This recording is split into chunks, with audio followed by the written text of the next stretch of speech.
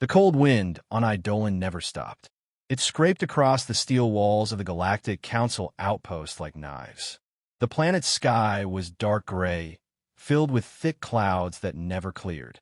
Below the surface, deep underground, the Council's most guarded records were stored. Records that most of the galaxy never knew existed. Dr. Elias Cade stood on the metal platform, looking down at the glowing lights of the outpost's entry gates. He adjusted the black datapad in his hand. His heart was steady, but his mind was not. He had come here as a researcher, or so the Council believed.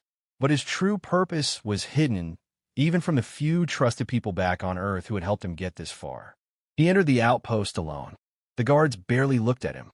To them, he was just another historian sent by Earth's United Command. The Council often allowed researchers to study safe records. Elias had spent years building his cover, slowly gaining permission to enter deeper and deeper levels of the archives. No one suspected what he was really searching for.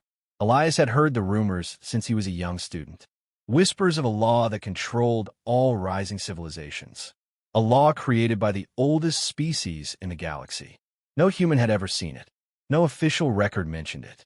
But the signs were there. Strange wars between rising worlds, sudden collapses of growing powers, and unexplained council actions to stop expansion. The Galactic Protocol. The Council claimed to protect balance in the galaxy. They claimed every species had its place, but they never explained why some were allowed to grow while others were stopped. Elias believed the answer was hidden here, beneath Eidolon's frozen ground. He moved through the halls carefully. His access had been approved for certain historical sections.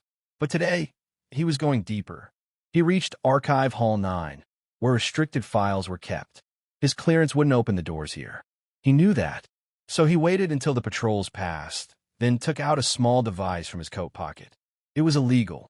Earth's underground tech division had built it in secret. It could break Council security locks, but only for a short time. He placed the device on the door's control panel. A quiet hum filled the air. A small green light flashed. The door slid open slowly. Elias stepped inside. Rows of glowing data pillars stretched out before him. Each one held thousands of records.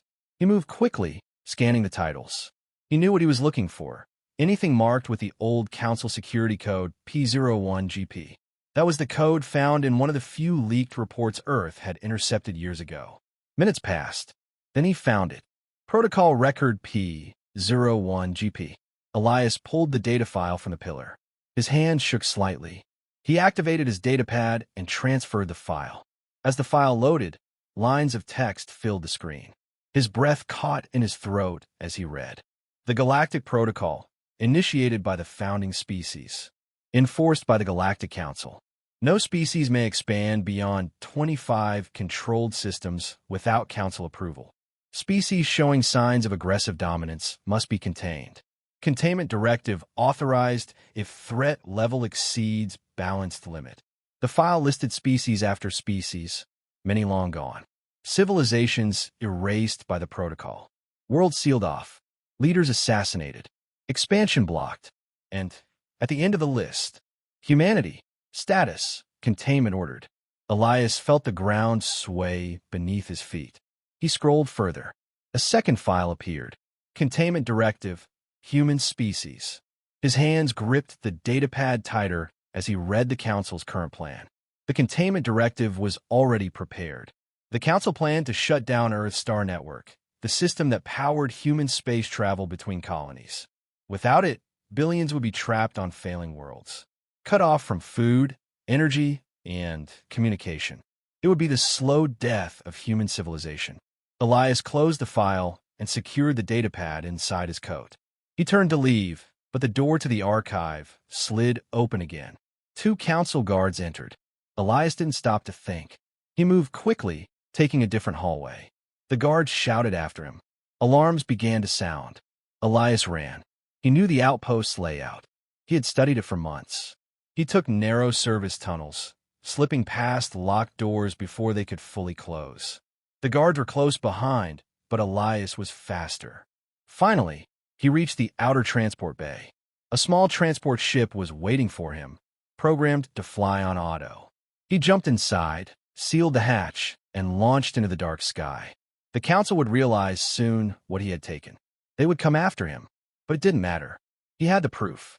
Humanity was not free. The Galactic Protocol was real. The council had already decided to destroy them, and Earth had to know. The Earth Space Command Tower stood tall over the shining city of New Geneva. It was the heart of humanity's power. From this place, every fleet and colony received orders. Every political decision passed through these walls. It was here that Dr. Elias Cade arrived, carrying the proof that could shake the entire galaxy. The sky above Earth was clear and blue. The green lands below stretched for miles, peaceful and untouched. Humanity had rebuilt its home after centuries of war and pollution. From space, Earth looked like a paradise. But Elias knew better. Beneath the surface, anger was building. Fear was spreading. People whispered that the council had grown too powerful. Some even spoke of rebellion. When Elias stepped off the transport shuttle, 2 security officers met him. They scanned his identity, then guided him through long silver halls toward the High Council chamber. He kept his data pad hidden inside his coat. No one could know what he carried until the right moment. Inside the chamber, 12 human leaders sat at a wide black table. Admiral Riker, the head of Earth's defense forces, stood at the center. His voice was sharp and cold. "You asked for this meeting, Dr. Cade. You said you have something urgent to show us. Make it quick." Elias stepped forward. His voice was calm, but every word carried weight.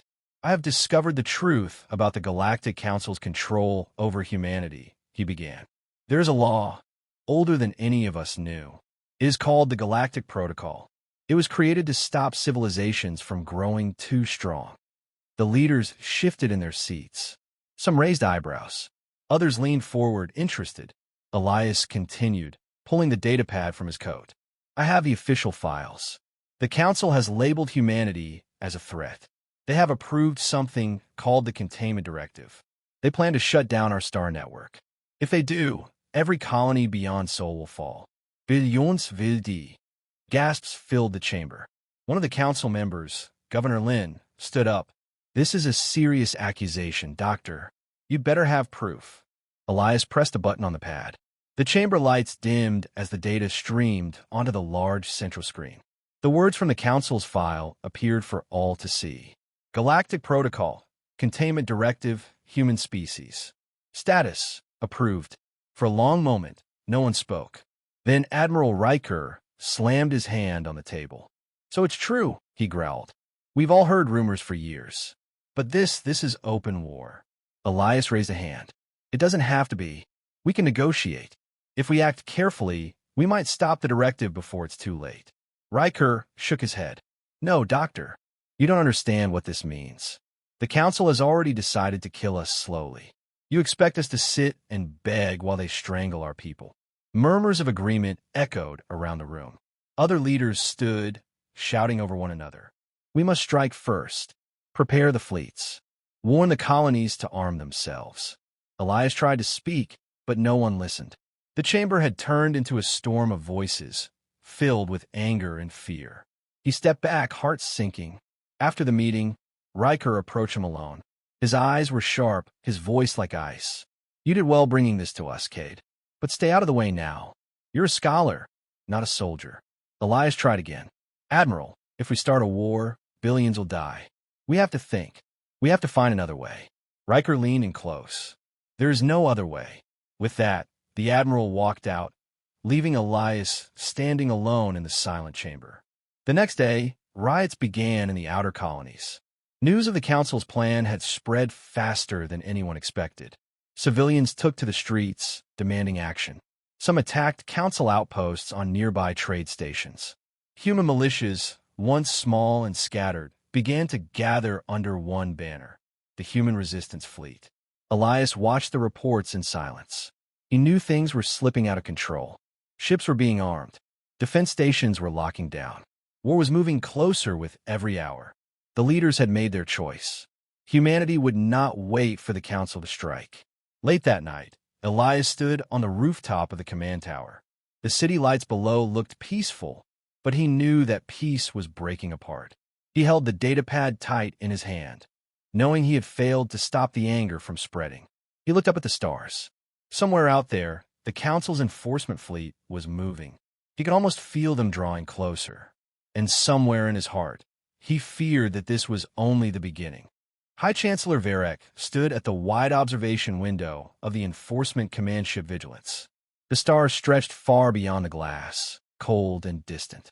Below, the planet Eidolon turned slowly in the dark.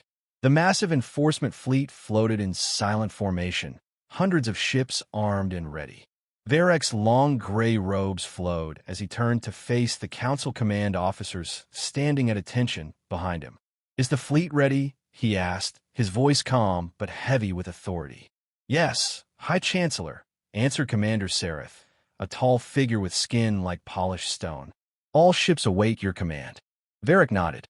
His sharp, pale eyes showed no emotion. He walked slowly to the center of the command deck. His steps were steady, deliberate. He placed his hands behind his back.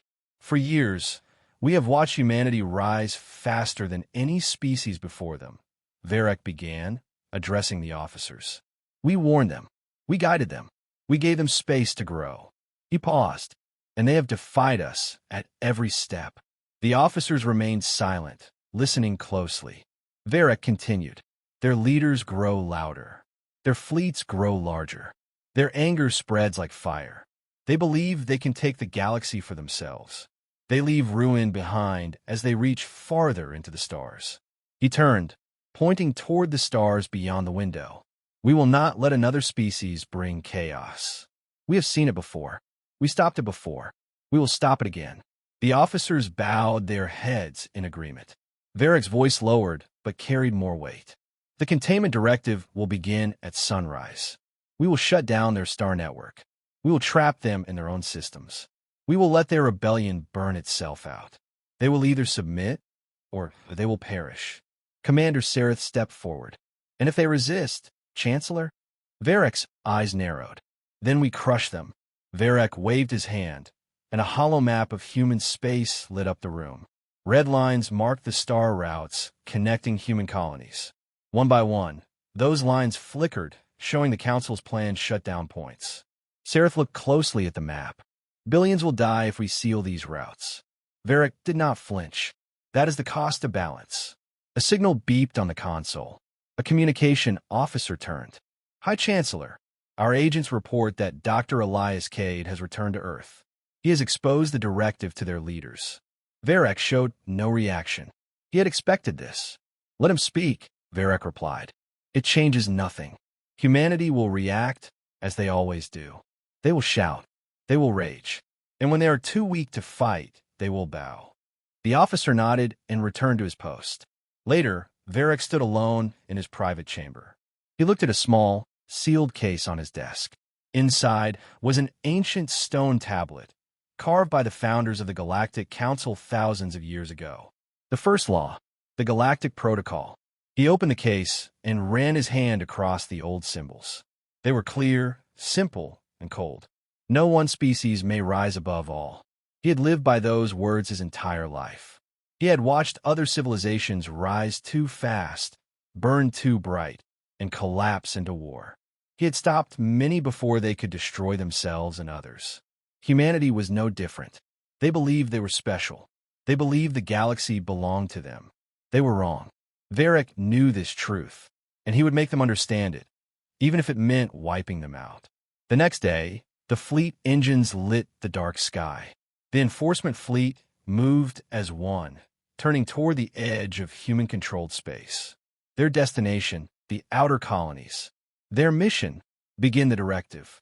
Varek stood on the command deck, watching the stars shift as the ship entered faster-than-light travel. Behind him, Commander Sereth spoke again. "High Chancellor, should we open a channel to the human command? Give them a final warning." Varek did not turn to face him. "No," he said quietly. "They already know." The stars stretched into long lines as the fleet jumped toward its target. The containment directive had begun. The news spread faster than anyone had expected.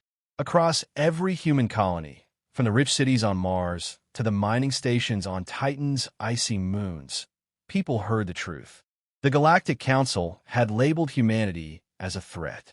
The Council's hidden plan, the containment directive, was no longer a secret. Videos, documents, and reports filled every network channel. No one could escape the truth now. At first, there was silence. People sat in their homes, looking up at the sky, trying to understand what it all meant. But the silence did not last.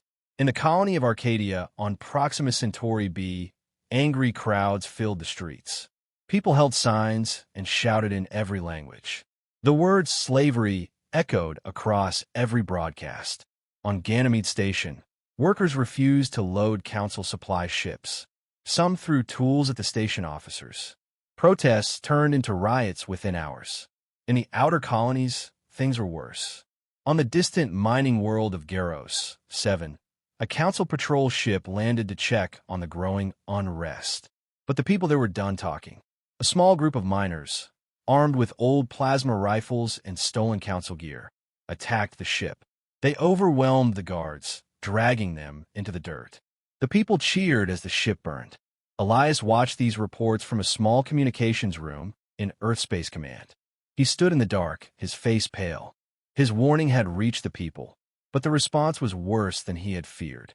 He knew once violence started, it would spread like fire. And it did. The human resistance fleet formed almost overnight. It began with small groups, freighter captains, ex-military officers, and rogue colony leaders. They gathered ships, weapons, and volunteers. What started as a few scattered ships quickly grew into a fleet. They called themselves the Free Star Alliance. Their message was clear: no more chains. Admiral Riker took command without hesitation. He stood before the people of Earth, broadcasting across every colony. The Galactic Council has betrayed us, he declared. They have planned our destruction in secret. But we will not die in silence. We will fight. We will take back our future. The people cheered. Elias stood at the edge of the crowd, watching. His heart felt heavy. He had come here to stop war, not start it. But no one listened to warnings anymore.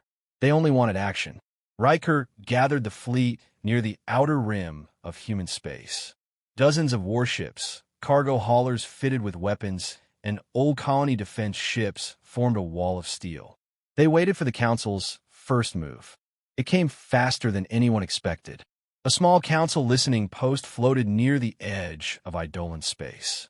It was poorly defended, barely more than a relay station. Riker saw it as the perfect target to send a message.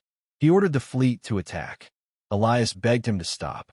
"You'll start a war we can't win," Elias warned. "We still have time to negotiate." Riker shook his head. "No, Doctor. The war has already begun. We either fight now or wait to be choked to death by their directive." The fleet launched within the hour. Elias stood on the observation deck as the ships vanished into hyperspace. His hands were shaking. He knew there was no going back now. The battle was short but brutal. Human fighters swarmed the station, blasting its defense turrets. Boarding parties stormed the control rooms. Within minutes, the station was burning. The Council's communication lines to the sector went silent. Humanity had struck first. Across the colonies, people cheered. They believed they had won a great victory. But Elias knew better. He knew the Council would not forgive this. He knew Varek would strike back with everything he had. The next day, Council warships appeared on the edge of human space. Dozens of sleek, silver vessels. Larger, faster, stronger than anything humanity had built. The enforcement fleet had arrived, and they were not here to talk. Admiral Riker ordered every human ship to prepare for battle. The fleets faced each other in deep space, weapons locked and ready. No one fired yet, but it was only a matter of time. Elias stood on the bridge of a diplomatic ship called the Pathfinder. It was the last unarmed vessel allowed near the front lines.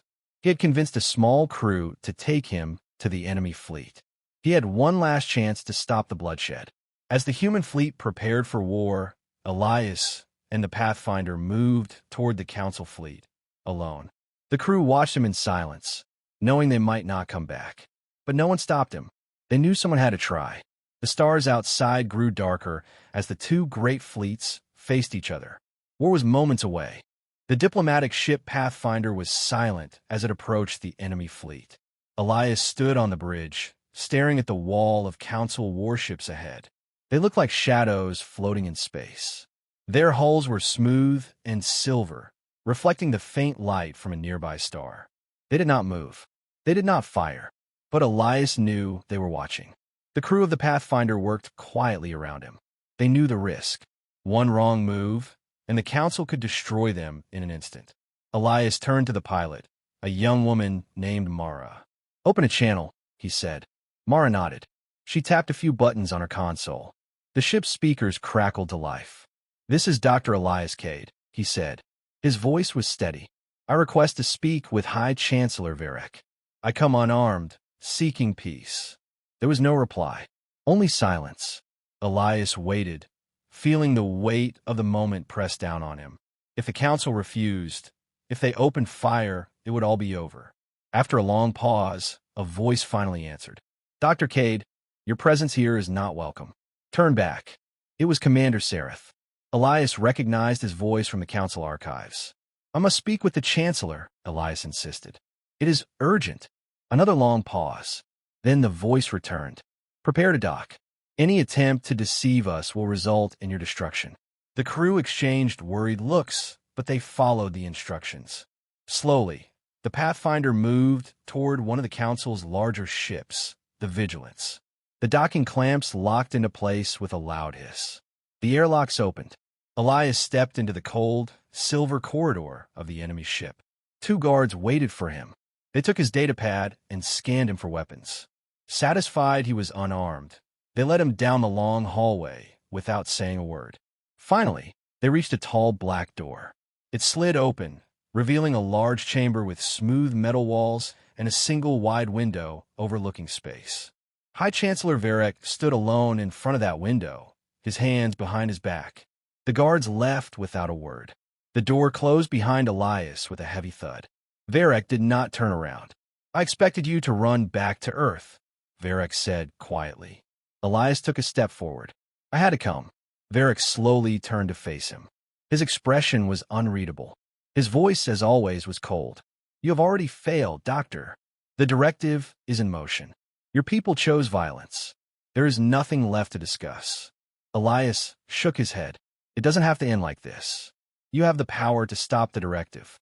You can speak to our leaders. You can offer peace." Varek narrowed his eyes. "Your leaders attacked us first. They destroyed our station. They declared war, not us. They were afraid," Elias said firmly. "And yes, they reacted with anger. But you forced their hand. You pushed them toward fear and violence. You left them no choice." Varek stepped closer, his eyes sharp. "Choice. They had a choice when they expanded beyond their borders. They had a choice when they ignored our warnings. Humanity is growing too fast, too reckless. You burn through worlds. You take what you want. You leave nothing behind but ruin." Elias felt his throat tighten, but he stood his ground. "We are not perfect," he admitted. "But you can't decide the fate of an entire species. You can't destroy us just because you fear us." Varek's face darkened. "I do not fear you," Varek whispered. "I fear what your kind will do to this galaxy if you are not stopped." Elias took a deep breath. He reached into his coat and pulled out a small data chip. It was a recording of the Council's own directive plans, the same files he had stolen on Eidolon. He held it out. "Let me broadcast this to the galaxy," he said. "Let everyone see the truth. Let them decide if this is justice or fear." Varek's expression turned to stone. "If you release that information, you will unleash chaos. Other species will rise in rebellion. The galaxy will fall into war. Maybe," Elias replied quietly, "but maybe they will finally understand. Maybe we can all start over together." For the first time, Varek's face showed something that looked like doubt, but it lasted only a moment. He turned his back again, facing the stars. "You are a fool," Varek said coldly. "There is no together. There never was." Elias knew then that Varek would never change. The directive would continue. Billions would die. Elias turned and walked to the door. The guards stood waiting. But as they reached for him, Elias moved fast. He pulled a hidden transmitter from his sleeve, something he had smuggled in without their scanners detecting it. He pressed the button. Across every human colony, Across every free channel in space, the stolen council files began to broadcast. Elias could hear the alarm sirens blaring in the council ship as the message spread. He smiled faintly, knowing it was done. Varek turned in rage, shouting to his officers. But it was too late. Humanity, and the entire galaxy, now knew the truth. Elias let the guards drag him away. He did not resist. He had done all he could. The fire had been lit. The broadcast traveled faster than light. Within minutes, every human colony, space station, and fleet received the full recording. It played on every screen, on every channel. People across the stars watched in shock and silence.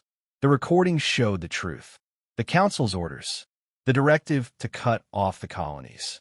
The plan to let humanity die quietly in the dark.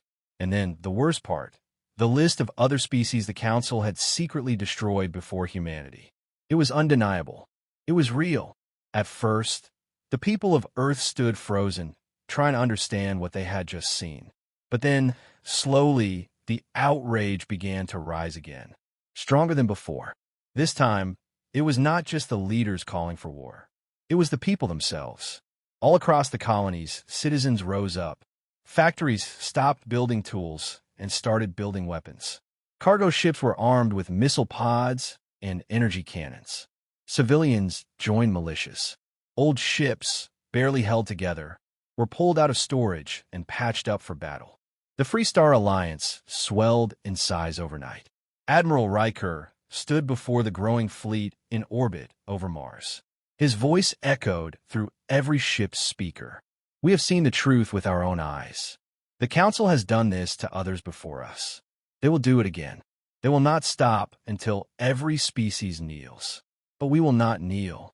The fleet roared with approval. Elias watched from a holding cell aboard the Vigilance. He had expected punishment. But strangely, Varek had not spoken to him again. No threats, no lectures, nothing. It was as if the High Chancellor had already accepted what was coming. Then the attack began. The first shots came from the edge of human space. Small human strike teams hit Council supply lines. Communication relays went dark. Then larger fleets moved in, targeting Council outposts and trade routes.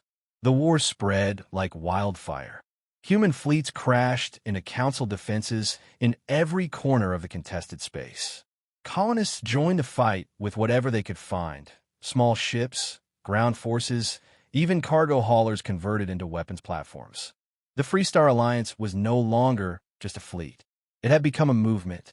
Other species started watching closely. Rumors spread that a few smaller civilizations, long under the Council's control, were secretly cheering for humanity. Some even whispered that they might rise next. The Council's grip on the galaxy started to crack. Elias sat in his cell, listening to the distant rumble of battle alarms. He closed his eyes, feeling the weight of it all. He had not wanted this. He had only wanted peace. But there was no peace left to give. The galaxy had chosen its path. On the bridge of the Vigilance, Varek watched the reports coming in. His officers looked nervous. Commander Sareth stepped forward, speaking softly. High Chancellor, human forces have broken through 3 of our outer defenses. We are losing ground. Varek's face remained calm, but his voice was sharp. Order the fleets to regroup. Tighten the lines. No more ground is to be given. Sareth nodded, but his eyes showed doubt. Chancellor, Sareth said quietly, this may already be bigger than humanity. Other species are watching. Some are waiting for their chance. Varek turned slowly to face him. Then let them come, Varek said. We will remind them why the Council rules. But even as he spoke, Varek knew the balance had shifted. Control was slipping from his hands. He had thought the directive would crush humanity's spirit. Instead, it had set the galaxy on fire. Back on Earth, Admiral Riker stood before the largest human fleet ever assembled. Hundreds of ships, thousands of soldiers, millions of civilians watching from every corner of human space. His voice rang clear. Today, we fight not just for ourselves, but for every world the Council has silenced. For every species they have broken. We will not be the last. We will be the first to stand. The fleet surged forward, heading straight for the Council's strongholds near Eidolon. Elias, still locked in his cell, felt the vigilance tremble as the ship moved to meet them. He pressed his hands against the cold wall, wondering if anyone could stop what was about to happen. The largest battle the galaxy had ever seen was about to begin, and this time, no one would hold back. The war burned for 73 long days. Eidolon skies were filled with fire and wreckage. Massive ships from both sides drifted in orbit, broken and lifeless. The frozen ground below shook as ground forces clashed in brutal waves. Human soldiers fought in the icy dust, while council mechs and drones rained energy blasts from the dark skies above. No one was safe.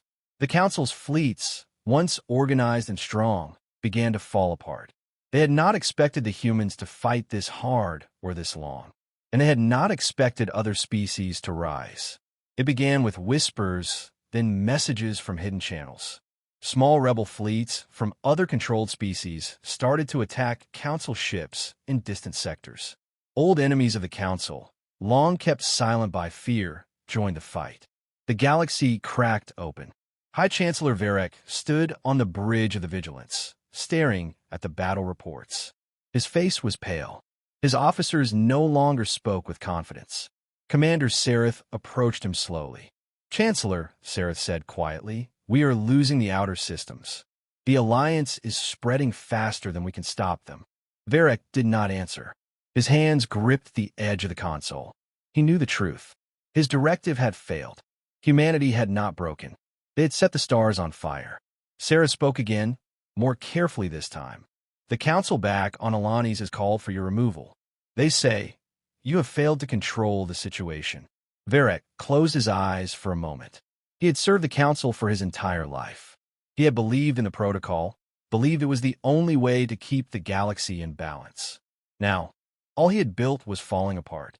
Varek turned and walked off the bridge without a word. No one stopped him. His rule was over. Elias Cade watched from a prison transport shuttle as the Vigilance powered down and turned away from the battlefield. The guards had released him after the council's command collapsed. They had no orders left to follow.